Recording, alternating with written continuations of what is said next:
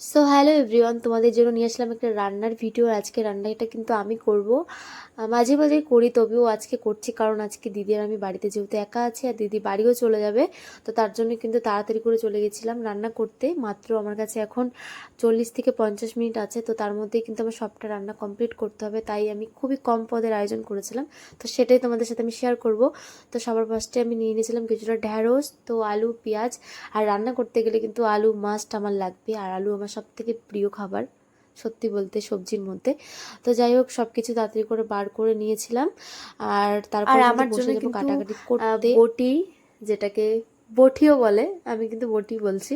তো এটা কিন্তু বেস্ট, কারণ আমি কিন্তু রান্না করা শিখেছি বটি দিয়ে ফার্স্ট। তো আমার কাছে কিন্তু এটা দিয়ে কাটতে খুবই ভালো লাগে।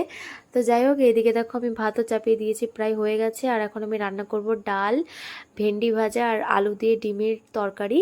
মানে খুবই কম বললাম, যেহেতু টাইম নেই, টাইম থাকলে আমি আরও কিছু রান্না করতাম।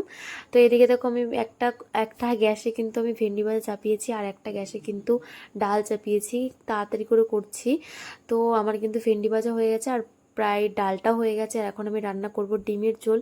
খুবই তাড়া আমার, বুঝতেই পারছো, কারণ দিদির কাছে কিন্তু সময় নেই, তাই তাড়াতাড়ি করে কিন্তু করছি সবটা। আর এদিকে আমি আলুটা একটু ডুমো ডুমো করে কেটেছিলাম, কারণ ডিমের জন্য কিন্তু আলু দিয়ে এটাই বেস্ট লাগে। তো দেখো আমার রান্না করা সব কমপ্লিট। আর এখন আমি দিদিকে খেতে বসিয়েও দিয়েছি। তো দিদির কাছ থেকে শুনবো কেমন হয়েছে। তো কিন্তু বললেও ভালো হয়েছে, কারণ আমি কিন্তু তাড়াতাড়ি করে রান্নাটা করেছিলাম তার জন্য। তো যাই হোক, দিদি কিন্তু এখন একটু পরেই বাড়ি চলে যাবে, তো তার জন্য কিন্তু খুবই খারাপ লাগছে, কারণ আমরা কিন্তু দুজন অনেক ঘুরেছি, একসাথেই ছিলাম সেই দিনটা। তো অনেকদিন পরে আসলো আমাদের বাড়িতে, আর এখন চলে যাচ্ছে বাড়ি। আর সেদিনকে ওয়েদারটা কিন্তু দেখো কত সুন্দর ছিল, বেশ হালকা মেঘলা মেঘলা ছিল, ভালোই লাগছিল। তো তারপর কিন্তু আমি সবটা কাজবাজ করে খেতে বসে পড়েছিলাম।